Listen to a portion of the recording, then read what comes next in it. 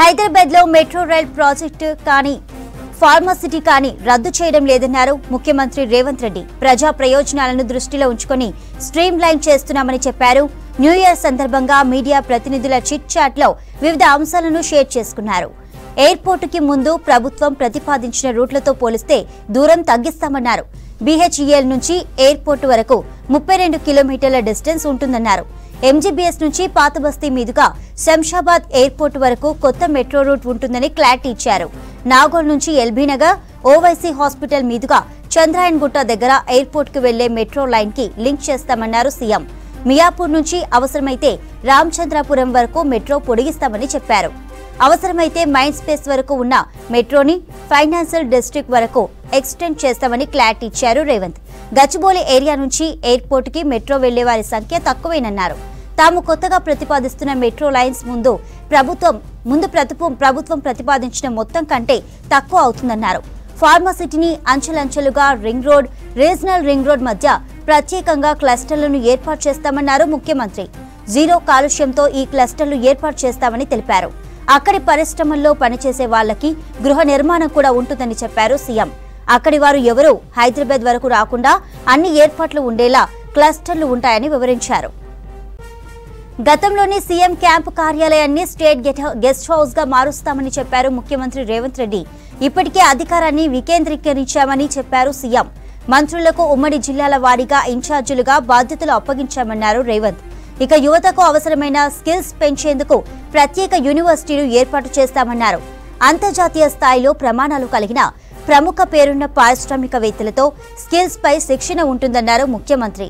సాధారణ డిగ్రీలకు ఉండే అర్హతలన్నీ ఉండడంతో పాటు అదనంగా స్కిల్స్ ఉంటాయన్నారు.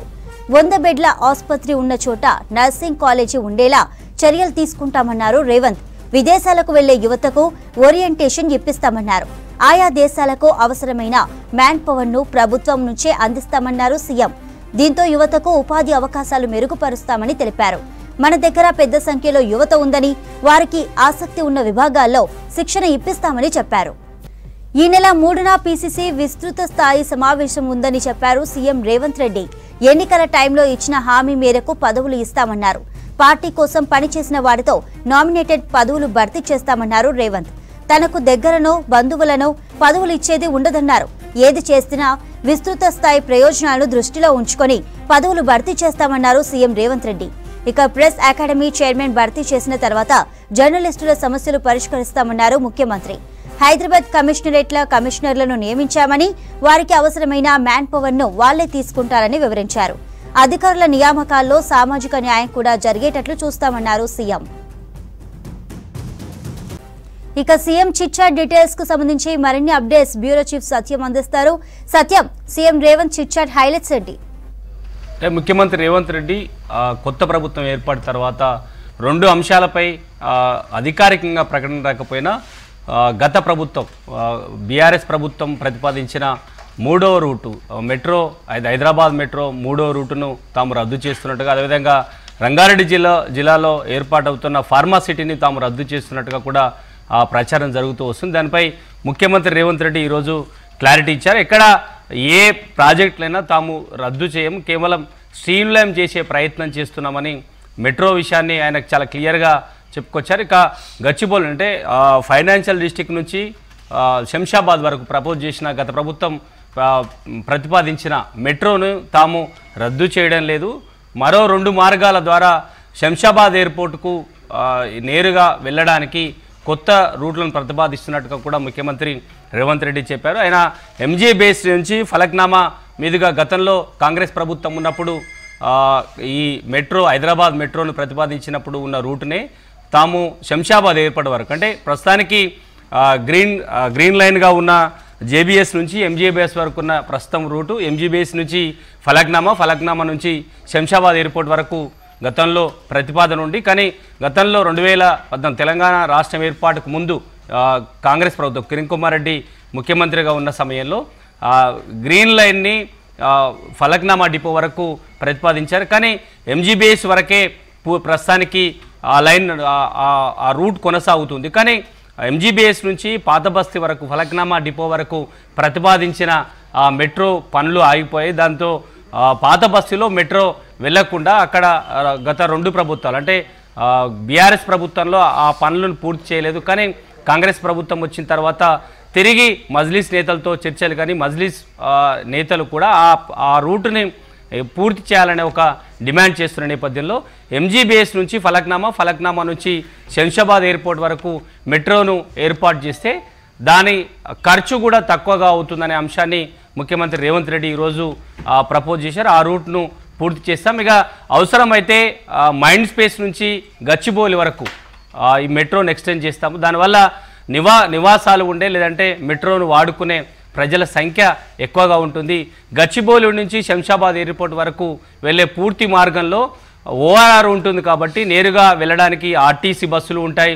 కార్ల ద్వారా శంషాబాద్ ఎయిర్పోర్ట్కి వెళ్ళే సౌకర్యం ఉంటుంది కాబట్టి ఆ రూట్లో మెట్రో అవసరం లేదని ప్రభుత్వం ప్రతిపాదిస్తుంది. దీంతోపాటు బిహెచ్ఎల్ నుంచి ఎయిర్పోర్ట్ వరకు దాదాపు 32 కిలోమీటర్లు అవుతుంది. దీని ఖర్చు వ్యయము చాలా ఎక్కువగా అవుతుంది కాబట్టి ప్రస్తుతం తాము ప్రతిపాదిస్తున్న 2 రూట్లు, ఒకటి ఫలక్నామా ఎంజీబీఎస్ ఫలక్నామా శంషాబాద్ ఎయిర్పోర్టు, అదేవిధంగా మియాపూర్ నుంచి అవసరమైతే బిహెచ్ఎల్ వరకు కూడా మెట్రోను ఎక్స్టెండ్ చేస్తాము. ఇక మరో రూటును అంటే నాగోలు, ఎల్బీనగర్, ఓవైసీ హాస్పిటల్ నుంచి నేరుగా శంషాబాద్ ఎయిర్పోర్ట్కి వెళ్ళే ఫలక్నామా మెట్రో రూటును కనెక్ట్ చేస్తే ఇటు ఉప్పల్ అదేవిధంగా ఎల్బీనగర్, నల్గొండ జిల్లాల నుంచి వచ్చే నేరుగా మెట్రో ద్వారా ఎయిర్పోర్ట్కి వెళ్ళే అవకాశం ఉంటుంది. అదేవిధంగా మియాపూర్ బిహెచ్ఎల్ నుంచి వచ్చేవారు నేరుగా గచ్చిబౌలి దాకా వచ్చి అక్కడ నుంచి ఔటర్ రింగ్ రోడ్ ద్వారా నేరుగా శంషాబాద్ ఎయిర్పోర్ట్ వెళ్ళడానికి అవకాశం ఉంటుంది.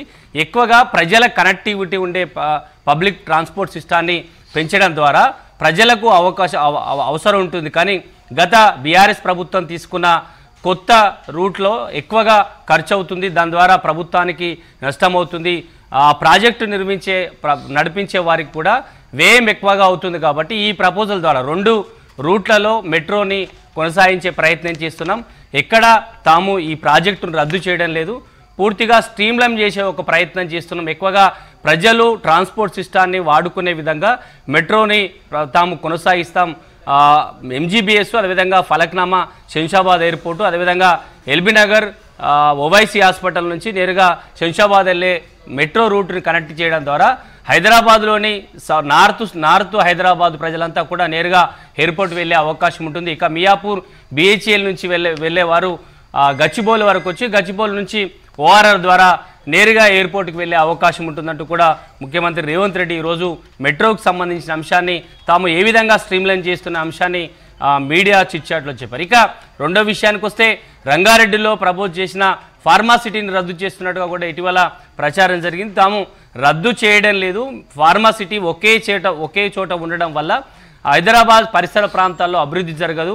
ఫార్మాసిటీని ఓఆర్ఆర్ అదేవిధంగా రీజనల్ రింగ్ రోడ్డు మధ్యలో చాలా ప్రదేశాల్లో కొన్ని క్లస్టర్గా ఏర్పాటు చేసి ఆయా క్లస్టర్ను డెవలప్ చేయడం ద్వారా జీరో పొల్యూషన్ ప్రాంతాన్ని ఆ కంపెనీల నుంచి వచ్చే పొల్యూషన్ని అక్కడే పూర్తిగా పొల్యూషన్ లేకుండా జీరో పొల్యూషన్ ఇచ్చే ప్రాంతాన్ని ఒక క్లస్టర్గా ఏర్పాటు చేసి అక్కడ పనిచేసే ఉద్యోగులకు కూడా అక్కడే అంటే వాళ్ళు ఉండడానికి నివాస ఏర్పాట్లు కూడా ఆయా కంపెనీల నుంచి చేయడం ద్వారా కొన్ని క్లస్టర్లు డెవలప్ చేస్తే మొత్తం హైదరాబాద్ పరిసర ప్రాంతాల్లో ఉన్న రీజనల్ రింగ్ రోడ్ పరిసర ప్రాంతాల్లో అభివృద్ధి జరుగుతుంది. దాని ద్వారా హైదరాబాద్ మరింత విశాలంగా అభివృద్ధి జరిగే అవకాశం ఉంది. ఒక నల్గొండ, మెదక్, అదేవిధంగా ఇటు మహబూబ్నగర్ ఒక సగం జిల్లాకు సంబంధించి, అదేవిధంగా మెదక్ కొన్ని జిల్లాలకు కొంత పరిధి పూర్తిగా హైదరాబాద్ పరిసర ప్రాంతాల్లో ఉన్న అన్ని జిల్లాలు కూడా అభివృద్ధి జరిగే అవకాశం ఉంటుంది. కేవలం ఒక రంగారెడ్డి ఆచారం మండలానికి పరిమితం అవుతే అక్కడ మాత్రమే అభివృద్ధి జరుగుతుంది. అదేవిధంగా గతంలో తీసుకొచ్చిన ఫార్మాసిటీ ప్రపోజల్లో ఎక్కడ జీరో పొల్యూషన్ అనే ఒక నిబంధనను అక్కడ పాటించలేదు. కాబట్టి కేవలం ఒక్క ప్రాంతంలో కాకుండా regional ring road, outer ring road, అదేవిధంగా రీజనల్ రింగ్ రోడ్డు మధ్యలో కొన్ని క్లస్టర్లు అభివృద్ధి చేసి ఆయా ప్రాంతాల్లో ఫార్మాసిటీని ఏర్పాటు చేస్తాం. దాని ద్వారా చాలామందికి ఉపాధి కలిగించగలుగుతామనే అంశాన్ని కూడా ముఖ్యమంత్రి రేవంత్ రెడ్డి ఈరోజు ఒక క్లారిటీ ఇచ్చారు. ఇక దీంతోపాటు ఈ నెల 3వ తేదీన పార్టీకి సంబంధించిన విస్తృత స్థాయి సమావేశం ఉంటుంది. కాంగ్రెస్ పార్టీ విస్తృత స్థాయి సమావేశం ఈ నెల 30వ తేదీన ఉండే, కానీ ముఖ్యమంత్రి కలెక్టర్ల వీడియో కాన్ఫరెన్స్ కారణంగా అది వాయిదా పడింది. ఈ నెల 3వ తేదీన విస్తృత స్థాయి సమావేశం ఉంది. గత అసెంబ్లీ ఎన్నికల్లో పార్టీలో ఎవరైతే టికెట్లు త్యాగం చేశారో వారికి పార్టీ పదవులు ఇస్తాం, లేదంటే నామినేటెడ్ పోస్టులు ఇస్తాం హామీ ఇచ్చాం. ఈ విశ్వసాయి సమావేశంలో పార్టీ హామీ ఇచ్చినట్టుగానే పార్టీ కోసం పనిచేసిన వారికి తాము పదవులు ఇస్తామనే అంశాన్ని కూడా ముఖ్యమంత్రి రేవంత్ రెడ్డి ఈరోజు ప్రస్తావించారు. ఇక పూర్తిగా గతంలో మాజీ ముఖ్యమంత్రి రేవంత్ రెడ్డి మాజీ ముఖ్యమంత్రి కేసీఆర్ నివాసం ఉన్న ప్రగతి భవన్ని ప్రస్తుతానికి అది స్టేట్ గెస్ట్ హౌస్గా కూడా వాడుకుంటాం. ఇక దాంతోపాటు గతంలో కాంగ్రెస్ పార్టీ ప్రచారం చేసినట్టుగా ప్రస్తుతానికి ప్రజాభవన్గా ఉన్న ప్రగతి భవన్ని అంబేద్కర్ స్టడీ సర్కిల్కి వాడుతామని కూడా గతంలో ప్రకటన చేసింది. ఈరోజు కూడా అదే అంశాన్ని ముఖ్యమంత్రి రేవంత్ రెడ్డి చాలామంది రాష్ట్రంలో విద్యార్థులు నిరుద్యోగులు చాలామంది ఉన్నారు, వారంతా కూడా ఉద్యోగాల కోసం ప్రిపేర్ కావాల్సి ఉంది. వారికి నిపుణుల ద్వారా మేధావులు నిపుణుల ద్వారా శిక్షణ ఇప్పించడానికి ఆ స్టేట్ గెస్ట్ హౌస్ను కూడా వాడుకుంటామనే అంశాన్ని కూడా రేవంత్ రెడ్డి ఈరోజు మీడియా చిట్చాట్లో చెప్పారు. అక్కడ చాలామంది ఎవరైతే రాష్ట్రంలో డిగ్రీ చదువుకున్న విద్యార్థులు ఉన్నారో వారంతా డిగ్రీ పూర్తి కాగానే ఉద్యోగాల కోసం శిక్షణ కోసం అనేక ఇన్స్టిట్యూట్లలో డబ్బులు వెచ్చించి ట్రైనింగ్ తీసుకుంటున్నారు. వారికి ప్రభుత్వమే ఉచితంగా మేధావుల నుంచి లేదంటే రిటైర్డ్ ఐఏఎస్ అధికారుల నుంచి ఐపీఎస్ అధికారులతో శిక్షణ ఇప్పించి ఉద్యోగాలకు ప్రిపేర్ చేయడానికి గతంలో ఉన్న ప్రగతి భవన్ ప్రస్తుతానికి ప్రజాభవన్గా ఉన్న దాన్ని స్టేట్ గెస్ట్ హౌస్గా వాడుకోవడంతో పాటు మిగతా ప్రాంతాన్ని అంబేద్కర్ స్టడీ సర్కిల్గా కూడా వినియోగిస్తామనే అంశానికి ముఖ్యమంత్రి రేవంత్ రెడ్డి ఈరోజు మీడియా చిట్చాట్లో చెప్పారు. ఇక వీటితో పాటు ఇప్పటి వరకు రాష్ట్ర ప్రభుత్వం కాంగ్రెస్ ప్రభుత్వం ఏర్పడిన తర్వాత అధికారులను నియమించడమే తమ బాధ్యత. అంటే హైదరాబాద్ పరిసరాల్లో ఉన్న కమిషనర్లను తాము నియమించాం, కానీ ఆయన కింద పనిచేసే అధికారులను ప్రక్షాళన చేసుకుంటారా లేదంటే వాళ్ళకు అనుకూలంగా అధికారులను నియమించుకుంటారనే పూర్తి బాధ్యత కమిషనర్లకే అప్పచెప్పాం.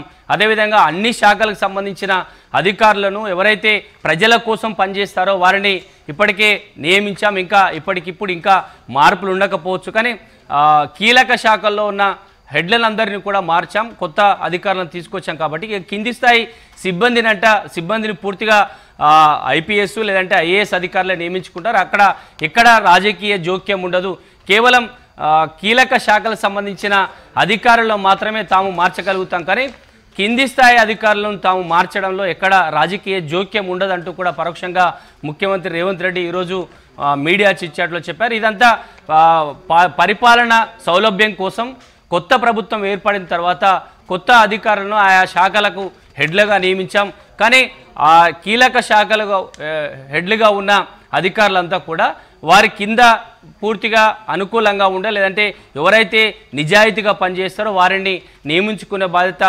ప్రస్తుతానికి నియమించిన ఐఏఎస్ ఐపీఎస్ అధికారులదే. ఎక్కడ కింది స్థాయి అధికారులు నియమించడంలో రాజకీయ జోక్యం ఉండదు, తమ ప్రభుత్వం గత ప్రభుత్వం చేసిన తప్పులు చేయదంటూ కూడా పరోక్షంగా రేవంత్ రెడ్డి ఈరోజు మీడియా చిట్చాట్లో చెప్పారు. ఇక ఇప్పటి వరకు గత ప్రభుత్వంలో పెండింగ్లో ఉన్న జర్నలిస్టుల అంశాన్ని కూడా ఆయన ప్రస్తావించారు. కొత్త చైర్మన్ మీడియా అకాడమీ చైర్మన్ వచ్చిన తర్వాత జర్నలిస్టుల సమస్యలను కూడా పరిష్కరిస్తామని ముఖ్యమంత్రి రేవంత్ రెడ్డి హామీ ఇచ్చినట్టుగా తెలుస్తుంది. వీటన్నిటి కూడా ఇప్పటివరకు ప్రభుత్వం ఏర్పడిన తర్వాత మెట్రో కానీ ఫార్మాసిటీ రద్దు అవుతుందంటూ కూడా పదే ప్రచారం జరిగింది. దాన్ని రాష్ట్ర ప్రభుత్వం అధికారికంగా ప్రకటన చేయలేదు, కానీ ఈరోజు మీడియా చిట్చాట్లో ముఖ్యమంత్రి రేవంత్ రెడ్డి క్లారిటీ ఇచ్చారు. ఏవి ప్రాజెక్టులు రద్దు కావడం లేదు, కేవలం ప్రజలకు అనుకూలంగా ఉండడానికి స్ట్రీమ్లైన్ చేసే ప్రయత్నాన్ని ఈ ప్రభుత్వం చేస్తుంది. ఎక్కడ నిధులను దుర్వినియోగం చేయదు. గతంలో కేసీఆర్ ప్రభుత్వం తీసుకున్న నిర్ణయాల వల్ల నిధులు అత్యధికంగా వెచ్చించి ప్రజలకు అవసరం లేని ప్రాజెక్టులను తాము స్ట్రీమ్లైన్ చేసే ప్రయత్నం చేస్తున్నామని సీఎం రేవంత్ రెడ్డి ఈరోజు చిట్చాట్లో చెప్పారని చెప్పొచ్చు. చంద్రిక.